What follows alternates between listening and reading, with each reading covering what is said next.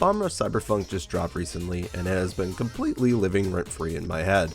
The gameplay loop is perfect. It feels extremely fluid and tight, with all of the movement options synergizing into a practically non-stop play experience that I found myself extremely addicted to. And it's easy to see that from the countless amount of combo exhibitions people have been putting out online already, racking up scores and looking stylish while doing it.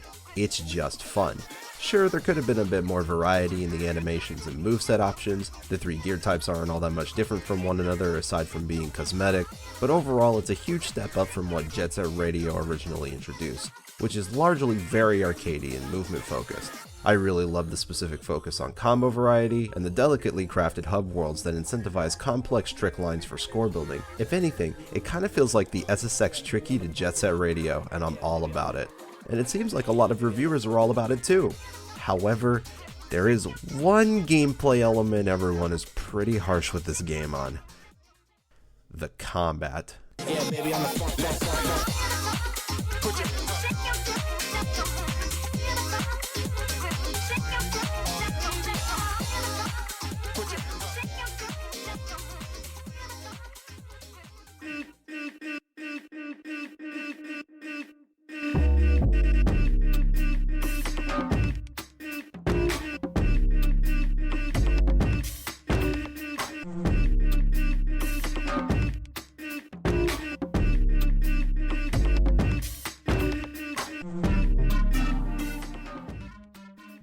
Combat in Jet Set Radio is very weird and very simple. Most important enemies and bosses have grinding structures made for exploring until you find a proper tagging spot, doing damage to them, so to speak. Bosses in Jet Set Radio are extensions to the core gameplay, so they don't break the flow of the speedy platforming. If anything, it reminds me a lot of how 3D Sonic bosses are structured, which is totally fine. Lower ranked enemies though, like the Rikaku Police, are not as graceful and mostly just serve as a block in the momentary gameplay. Most of them can be taken out simply by dashing into them, tagging them, or jumping into them. It doesn't challenge the typical gameplay functions, but to really call them anything other than needless fodder would be a bit too generous. Jet Set Radio does not have combat by any sense of the traditional term, and this is where Rush Cyberfunk sets itself apart. But how well did it do it? When starting the game, you are immediately put into a tutorial scenario that introduces all the main gimmicks in a pretty fun and unique setting with very little if any player punishment. This is good. However, once you're near the end, you will be tasked with taking down a group of police and what one could probably clarify as the first boss of the game. This is where a lot of people shockingly may see their first death screen, or at least spend a lot of unnecessary time attempting to knock this annoying fly out of the sky and land a hit. But many a gamer will realize for the first time that this game actually has combat. By standing near an enemy actor and inputting one of the 3 trick options, the player will perform a stylish kick maneuver that deals damage. They can do this in the air as well. Some astute players may also realize that your boosted double jump has a hitbox as well, which makes taking care of this bitch a lot easier. The problem? The game doesn't explain any of this. If you're playing BRC for the first time as a Jet Set Radio fan, it may not be your first instinct to immediately go devil may crying on a bunch of non-specific enemies, as combat is a completely new concept to this gameplay formula. And in fact, the game has very little to say about combat in general from beginning to end.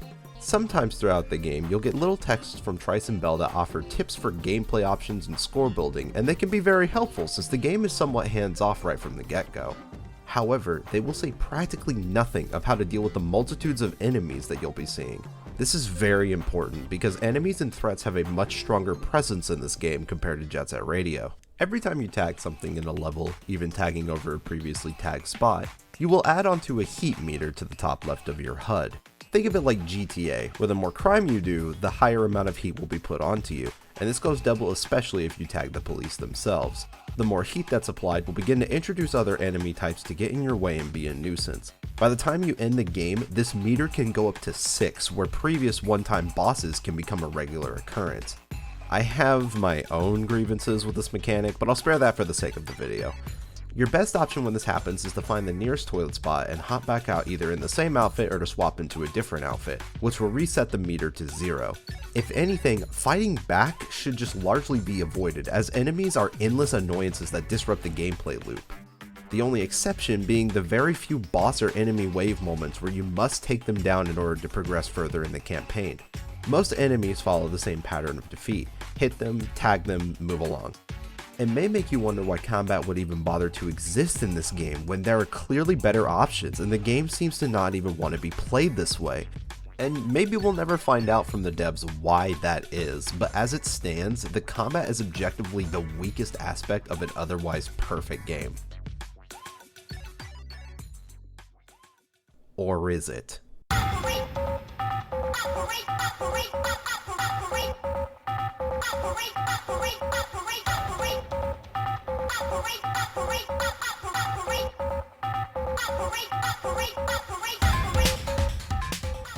A few days ago, I put out a video showcasing some pretty neat combo strings to try and test the limitations of BRC's combat. Since starting the game, I had this internal feeling that the game had serious potential for cool combat if it could just be cracked open and scrutinized.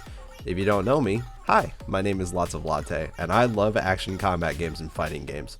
I'm a certified lab monster and will spend a majority of my time looking into what makes games tick and how I could utilize the system's mechanics for its maximum potential. Now, am I the best at it? Not even close, and I won't be surprised if someone else has found these little quirks yet or could do it better. But as it stands, I have yet to find another comprehensive video that even bothers to talk about BRC's combat to any meaningful degree. So for everyone curious, this is going to be a quick little guide to getting started on doing cool shit against the police in BRC. If you want a taste of some of the stuff I was able to uncover, be sure to watch that video I dropped. It's only like a couple of minutes and some of those strings were not easy.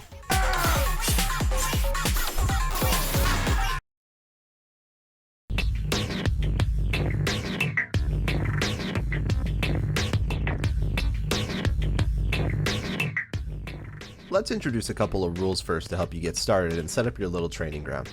This won't go into combat mechanics right away and will mostly serve as stuff to keep in mind while you're playing.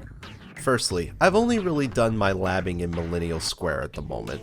I could see the mall also being a good fighting spot due to it being so open and flat, but personally to me, this area is perfect for experimentation and practice.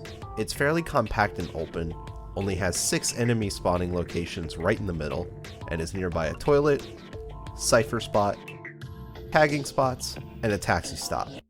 It's also near a surplus of different rails and quarter pipes, so if you ever need to build up your boost meter really quickly, it's super easy to do it here. Basically, if you want a quick reset or need to change characters and all that, you're never too far from any specific need. Tagging a spot at least once or twice will instantly raise your heat level to 1, so I tend to grab this one right here on the quarter pipe. While at heat level 1, only 2 police will be on the field at once. If you defeat one, it will go away and spawn the next one closest to your current area, so if you're sitting somewhere far from the middle, it may try spawning an enemy from a different location. By the end game, police officers will start to arm themselves with guns, and personally I find these guys a lot easier to mess with for jump starters in your combo, since they won't always chase you everywhere. Low rank police will take 7 damage in total, so that means once you hit them 7 times they'll go flying off and attempt to retreat, which basically makes them uncomboable afterwards. Every time you try to hit them, they'll just go flying back again. When attacking police, they will never actually raise your heat level no matter how many of them you mow down. The only thing that can raise your heat level is when you stylishly tag them, so feel free to go to your heart's content. A little advice, but you can actually exit a styled tag by just hitting B and cancelling it, which will go right back to the normal gameplay. Whenever I was doing multiple combo demonstrations at once, I would just quit the current game right after landing it. As long as the game never fades to black during the tag cutscene, it will continue to autosave you right when you only have 1 star of heat, so it's a decent reset tool, which I utilized a lot. Alright, there's all the stuff to help you get started. Now let's get to the actual meat of the system. Let's talk about combat mechanics.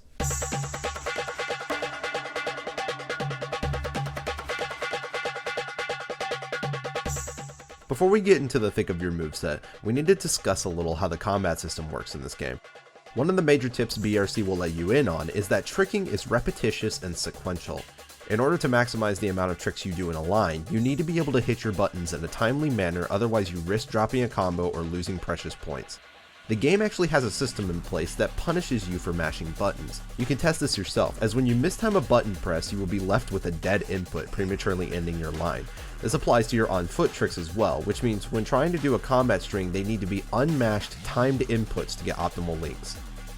BRC presents itself with 3 attacks based on your trick inputs. On the surface, these all seem to be cosmetic, but there are some differences between them. You have a roundhouse, a sweep, and a cartwheel. These will all count as 1 damage to the enemy's total health, so once you've strung 7 of them together, it will effectively incapacitate the enemy.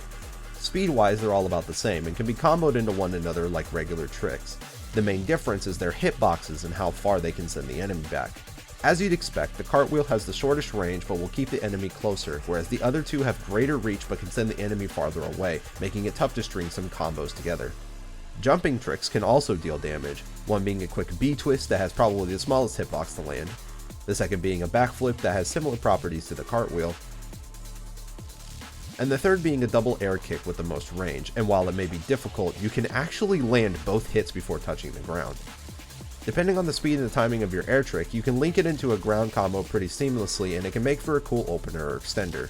Attacking with your gear is a bit more tricky, but for brevity's sake, I'll just say that air tricks are something you can do with all 3 types as proper attacks.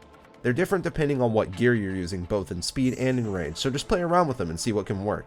However, from what I can tell, grounded tricks with your gear are hard-coded to not work or do damage, and when close enough to make contact, you will always be swapped to your on-foot movement.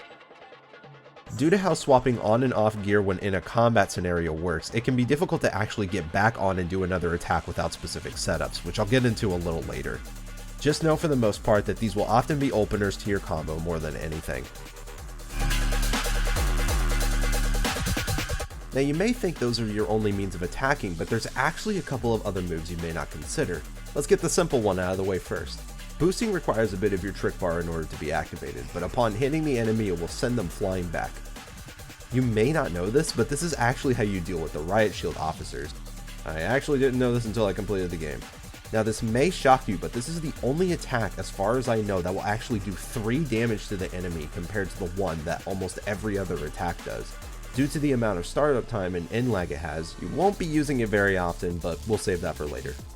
Jumping will also do damage to the enemy and put them airborne. As long as you're close enough to the enemy and it follows any string of grounded hits, it will immediately pop them up to be finished off with a stylish tag.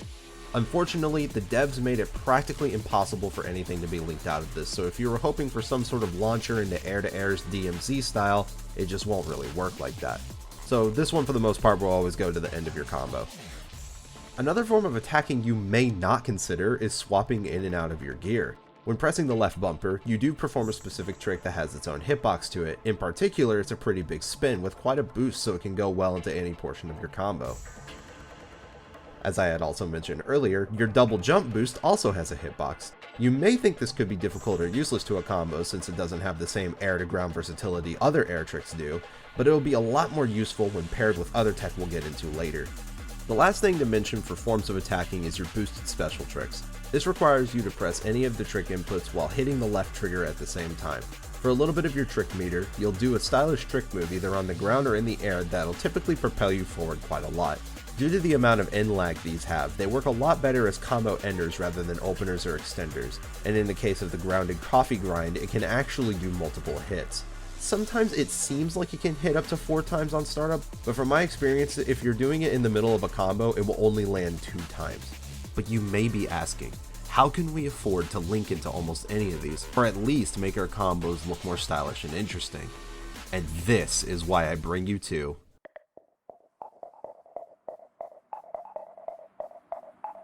I wanted to save these two for their own section because they probably have the most unique properties of any of the attacks. Plus, they allow me to start getting into the more technical aspects of how the combat works. What's important to know is that when doing normal trick attacks on enemies, it will consistently keep them grounded, so you can link tricks back and forth. Launching into air-to-airs isn't really a thing in this game like other action games, so the combo strings are very grounded, but there are exceptions to this rule. Sliding is a regular game mechanic meant to help continue a line when there are no rails around. It can be cancelled into with almost anything, and it can be cancelled out into other moves as well. This goes doubly for combat, where it has the unique property of putting enemies into a fallen state. To my knowledge, the only move that will counteract this is the boosted trick, so they tend to pair together pretty well at the end of a combo. Otherwise, once the enemy is on the ground, they are invulnerable to attacks for a short period until they get back up. Any Gear's manual trick will also do the same. So you may think this is where sliding ends, but we actually have the means of taking advantage of sliding's unique property. The first thing is jump cancelling. Unlike any other move, sliding will not allow the player to launch the enemy after being hit, making it one of the few moves that will put the player into a normal jump state. A specific mechanic to the game is a short hop or momentum jump where you hold the left trigger and press jump at the same time, and can be heavily utilized here. With good timing, you can quickly input a slide and jump cancel right after a grounded combo string in order to get a really cool mid-air extender. This is where the double jump boost comes in, as the short hop property gives it just enough height to let it hit the enemy and even cancel into a secondary aerial. The short hop in general can allow for 2 air-to-airs, but it may make the enemy too far to reach once grounded, but we have a solution to this. The second important thing is tagging. Tagging the enemy is one of the only moves in the game that will not cause direct damage to them, and instead will only stagger them for a moment before they start attacking again. Spraying is fascinating because it has a deceptively huge range and can be cancelled with anything similar to the slide.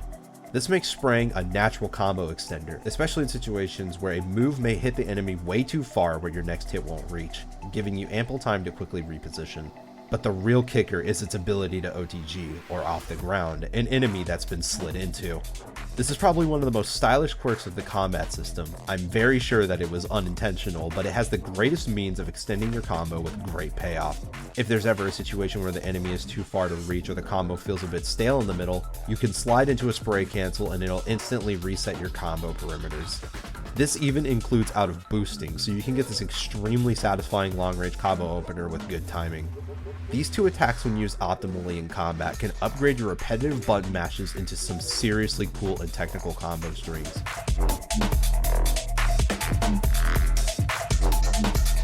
I'll only touch on this briefly, but the last thing I want to mention is the style finisher, a move where you deplete the enemy's health bar, so to speak. The stylish finisher is the state enemy is put into under 2 specific conditions. Either they have taken 7 damage, where on the 7th hit they will be launched by the player and are given a very tight window to input right bumper, or you jump attack them in the middle of a combo where you're graciously given plenty of time to make the input. The one exception to this rule is your boost. No matter where you put it in a combo, it will not allow for this finishing state, so unfortunately it doesn't make for a great combo ender if you're going for the tag. The stylish finisher takes advantage of the game's unique tagging system, and as far as I can tell, all normal police will have a diamond graffiti pattern, so really learn your tagging arts and input them fast, just to add that extra bit of flair to it. Probably one of the most odd quirks in the combat I've found is this extremely rare ability to aerial pop the enemy after a jump. I'll be honest, I have yet to figure out a consistent way of doing this and have no idea what causes it. At most, it feels like if your jump height is low enough and you manage to successfully do 2 air tricks quick enough, you can actually hit the enemy before they touch the ground, and shockingly this will keep the stylish finisher state on them, both in the middle of the combo and at the end where it can launch them. If anyone can figure out how to make this work, definitely be sure to let me know. I'll be honest, during the making of this video, I ended up finding a lot of really weird quirky things within the combat that I didn't know before starting to write this script. So to me, this just means there's plenty of things to experiment on and find out about the combat that we don't know yet, which I think is super cool.